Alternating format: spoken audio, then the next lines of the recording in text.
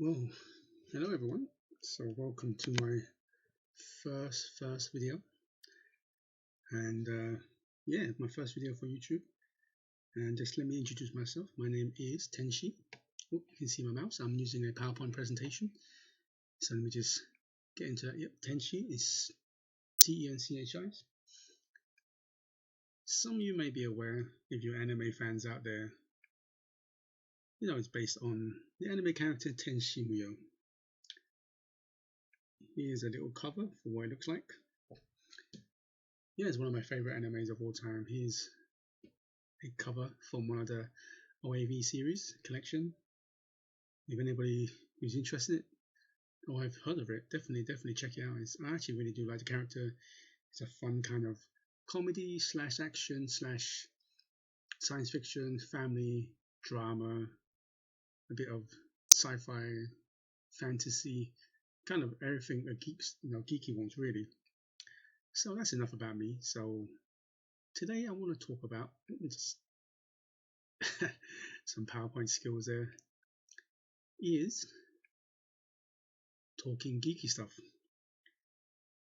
So that's the title I've kind of just thought of now. Maybe it could change, just a placeholder, but you never know. It might take off and it might become the permanent title for this channel. So on the course, you can see on the left hand side here is my poor attempt to draw a controller using just PowerPoint. Yeah, it worked out not bad, I suppose. And what are we going to talk about today? Well, mostly video games, really, because geeky stuff nowadays is a lot of things, really. You got video games, of course. You got anime, just mentioned that, comic books, manga, TV, movies, technology, gadgets, and white cool stuff. But today, I want to start with my number one geeky hobby interest is video games. And we're going to talk about highlight some stuff like Nintendo, of course, Sony PlayStation, PS5, talk a bit about Xbox, Microsoft, Series X, Stream, and Epic Games. Just let everyone know, I don't actually have a Epic account. I've just put it there just to kind of showcase PC games as a whole. So, where to start? So apologies, don't seem to have anything like heads or tails at the moment. Just me randomly talking about something that I really like. I've been doing it for a long time, very long time to be exact. I've had, I think about 90%, if not 90+% of all the consoles available. Even some consoles that never really, officially got released here. Like the Neo Geo, the PC Engine, stuff like that. And so currently, I don't have the PS5 or the Xbox Series X or S. Kind of missed the boat. To be honest with you, I was actually putting my money aside for PC graphics card RTX 3080, the 30 series. It was down to the 3080 or the 3070, but at the end of the day, I wanted to go for a 3080. But lo and behold, I couldn't get that either. That was even more harder to get than the PS5 and Xbox Series X. Who would knew, huh? That even the graphics card would sell out so fast. Then, of course, once I found out that the RTX was sold out, I thought, you know what? I've been hearing good things about AMD and their 6800 series. So I was thinking maybe getting 6800 XT. But again, AMD kind of really messed up the launch, and that sold out even faster than the Nvidia. So I'm still waiting on that. So that's because I spent more of my time trying to save money and put money aside for the RTX. I kind of missed the opportunity for PS5 and Xbox, really. But I'm not bad. I mean, I currently still use a RTX 2070 Super, so I still can play the games in really high ultra settings depending on the game itself.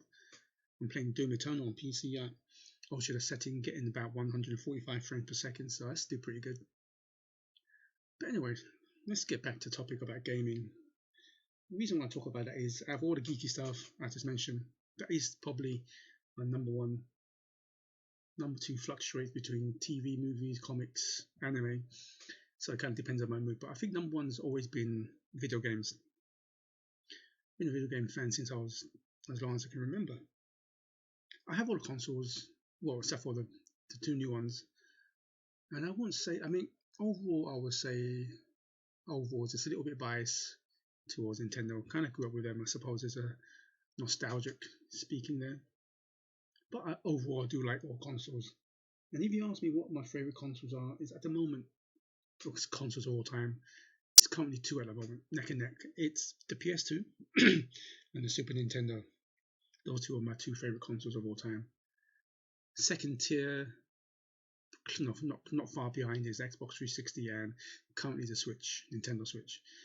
But Nintendo Switch could easily reach the top tier, so I can have three top consoles all the time.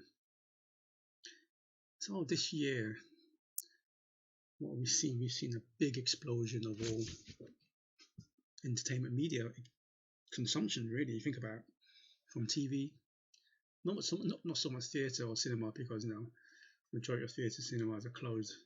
Just let you know, I'm in London, UK, and a lot of our cinemas are closed down. I had a yearly card for Cineworld, and my local Cineworld has closed down. Not sure when that's opening. So yeah, we're doing a lot of TV consumption, and of course, video games has always been the biggest.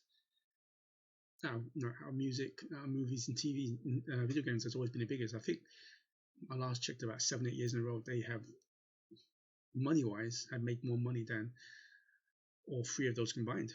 And in the last 10 to 12 months, and it's just been a big explosion, because they're always kind of at home looking for entertainment.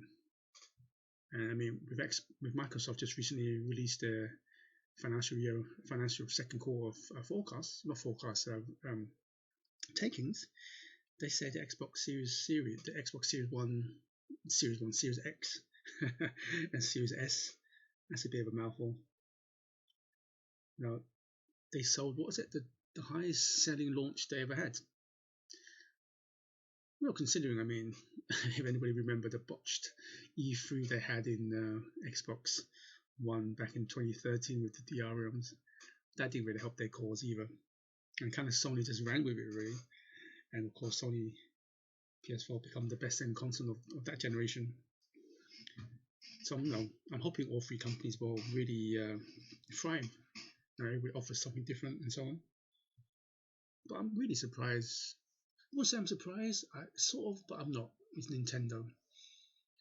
Because after the massive success of Nintendo Wii, I like the Wii. The first few years of Wii, and then the final couple of years really just had shovelware after shovelware after shovelware. I kind of lost interest in the PS3. I'm not PS3, sorry, the Nintendo Wii. I was pretty hyped for the Wii U. Then you can see how that kind of failed. The marketing was quite bad. People didn't know what it was. Didn't have any third-party support.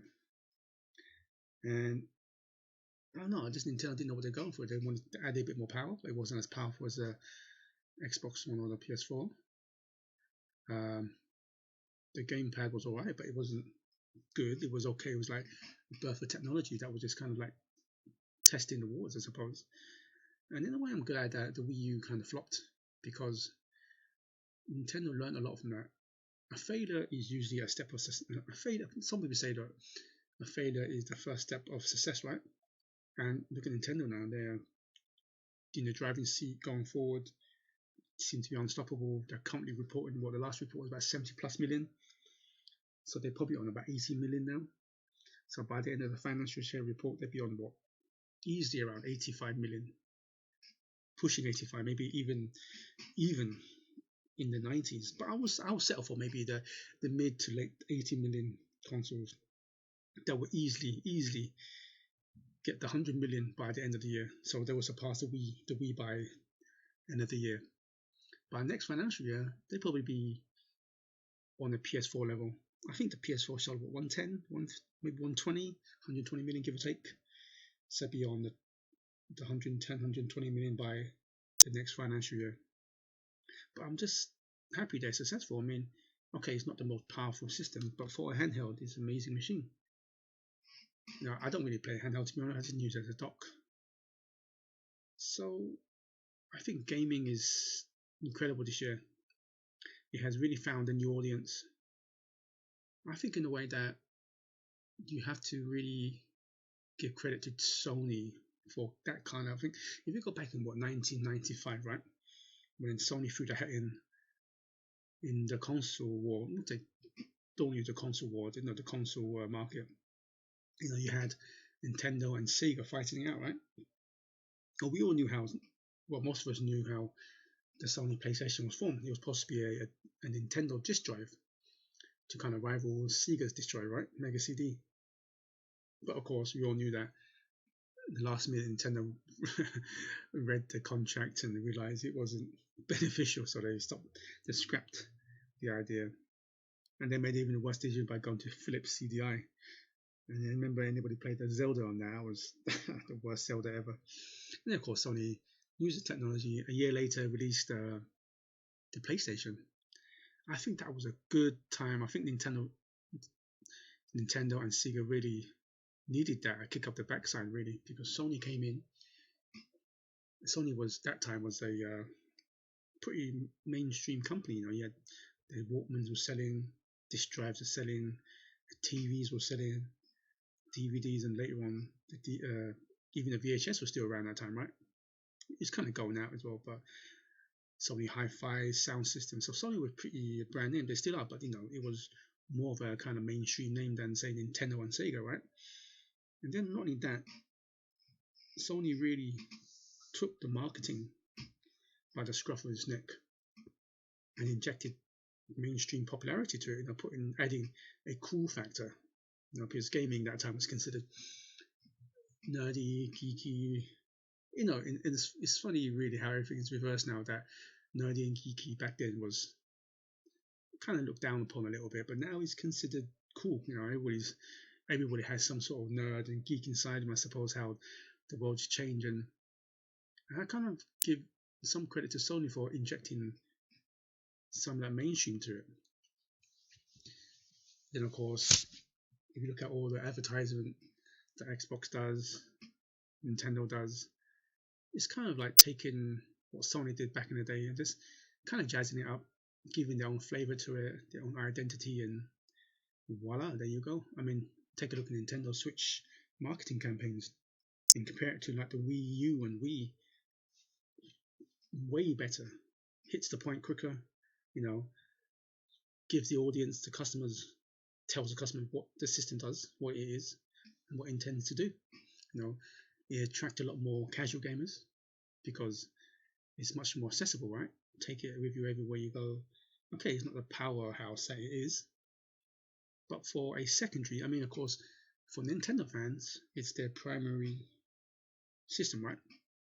But for non-Nintendo fans, just overall gaming fans, for example, if you was a PC gamer or either PlayStation or Xbox, Nintendo's a good companion device. So it's a great companion. I've seen so many people, my friends as well, some of them are PC gamers, but they have a Nintendo Switch when they go to work or when they travel a lot.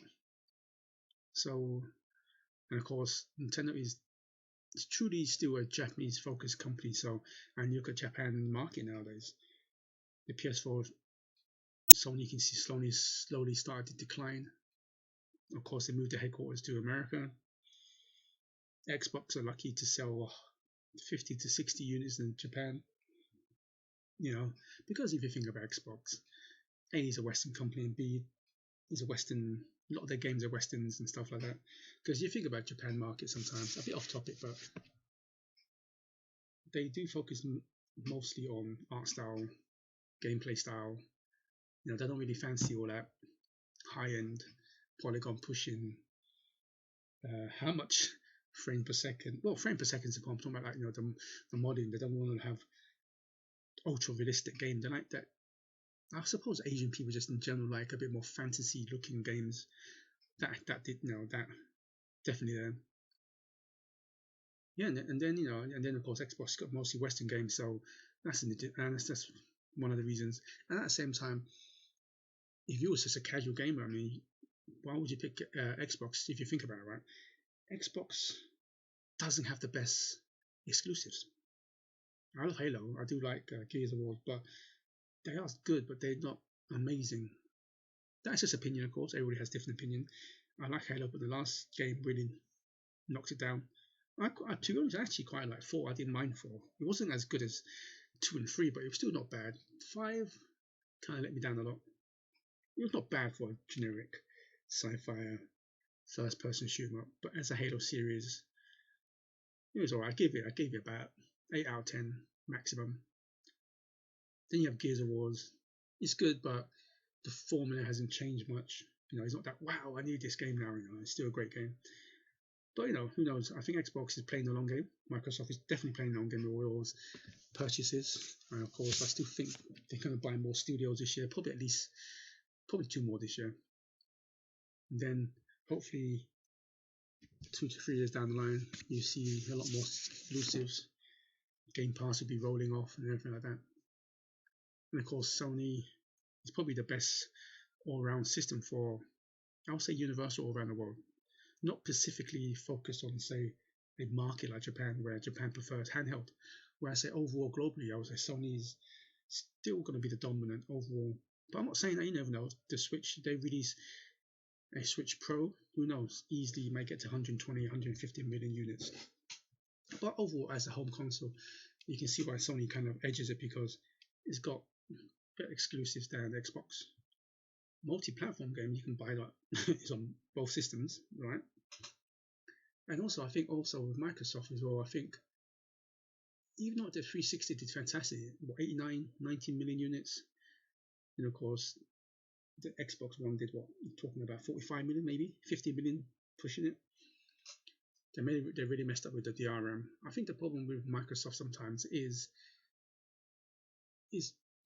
Xbox is the Microsoft logo at the background, and Microsoft in a way is more associated with a corporation. I know they're all corporation, but much more corporation, as in they do Office, they do the Surface line, right? They do the cloud solution, they do all of this. They recently purchased LinkedIn. They're gonna buy more stuff. They're like a global corporation in literally galloping and buying out everything. And I feel people see that and look at Xbox and don't think they are truly a gaming brand. Maybe just me, I'm not sure. But I think with Sony, they had that similar problem when they first come out as well. But now in the last 25 or so years, Sony had proven to be a games company, and they had to take it serious because out of all their divisions, the gaming side makes the most money. And then you got Nintendo, who's always in the good and bad books, with some of the stuff they do. But it's easy to forgive Nintendo because they are solely just for gaming. And they have some of the best IPs out there, recognized IPs. And they are truly a gaming company. So I think people kind of look at that and give them a pass for certain things. They have probably the worst online functions, the UI in these folders. Some of the things they do with Smash, depending which side you're on, I won't go into that. But once they release a Nintendo Direct and have all these great preview of upcoming game, people tend to forgive them because they know that when Nintendo releases, say, a Mario game or Zelda game, hopefully a Metroid game, it's all forgiven because it's quality. They spend a lot of time. Like Miyamoto says, a bad game will always be bad. A delayed game has potential to be good, or something like that. Just paraphrasing. And after the whole fiasco with 2077, I think everybody kind of understands and more forgiving about delayed games. In a way, Microsoft should be grateful for CD Projekt for 2077, right? Because now that people are like, I'm glad that Microsoft has delayed the new Halo. I suppose if 2077 come out, just to need the odd patch here and there, but overall still a good game. People will be on Microsoft's case for the Halo game, but I think in a way, with every bad situation, there's always a positive at the end, because with 2040, I keep on saying 2047. I was watching Blade Runner 47 the other day, that's why. So 2077, I think the industry needed that.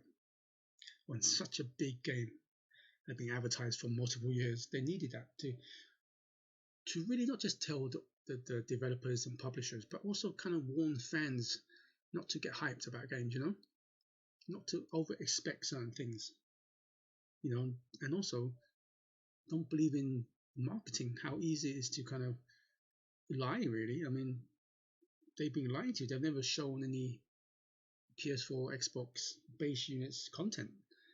And it kind of hopefully given the customers some thought to think about, saying, whenever there's a next hype game, say The Witcher 4 or something, hold back. Don't go in and say, oh man, this is going to be a game of the year, without seeing anything, right? So that's a great kind of lesson to learn.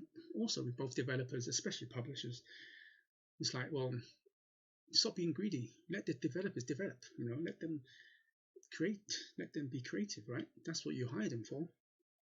CJ Pro, all these shareholders, I know the faceless corporate just want to get money, and they did make their money back. But at the same time, is what's it done to the brand? It's damaged the brand, right? So when they do release a new game, say Witcher 4, right, it could be no bugs, could be the greatest game of all time, but who knows? People may still remember the lies and the deceit that they did, right? So it's going to hurt the brand. So I'm hoping publishers can ease off a bit. I'm looking at EA, Activision, Ubisoft, all the big games. Relax, focus on the game. Get the gameplay down, get the mechanics down, get the story down, get the graphics down, right, to match the game. Same as Breath of the Wild, right? I mean, technically, you look at Horizon Zero Dawn, technically they both come roughly the same time, right? Horizon Zero Dawn was technically a better graphical game. But if you look at it now, I can still appreciate Breath of the Wild art style. It's the same as Link, Wind Waker. I remember the big hoo-ha about when it first launched. People hated it, but of course, people changed their mind once they played it. It became like one of the best Zelda games of all time. You can look at the game now. I'm not talking about the HD remastered. Just go back and look at the GameCube version. It still holds up today, not because it's technically graphical. It's because of the art style. So I still prefer art styles, even if you go back to 16-bit era times. Link Awakenings and Super Mario Brothers, they still stand the test of time because there's an art style to it. So it's been rambling on for some bit. So I'm hoping everybody, please, hopefully you give it a like or dislike, depends. Whoops. So it's my first video just talking stuff. And let me know which console is your favorite, which game you're looking forward to in 2021. Are you a PC gamer? And if you're one of the lucky ones, you get the 30 series graphics card, or even have a link to one, let me know. I'm eager to buy one. And hopefully, maybe in the next conversation, I might talk about, who knows, TV, anime, comics, just talk general about the likes and dislikes and so on. Maybe as I go along, get better equipment, better mic, better everything, better way of talking, and focus more on maybe the kind of political side of things, and so on and so forth. So, here to say thank you for listening to my rambling. Hopefully there's more to come. Oh, by the way, I do have full-time work, so I won't be posting too much when I do get a time. Maybe, if I'm lucky, 2 times a week, if I'm lucky, that is. So I'm going to be giving this a try, because we're all locked in, so I'm bored. And you know what? I haven't really spoken to anyone, because I'm home alone. I haven't really spoken to anyone, really. So I thought I'd decide to just talk to my computer, publish it on YouTube, and see how it goes. So thank you, and I hope everyone have just stay safe. Be nice to people. 2021's here. Let's hope for the best.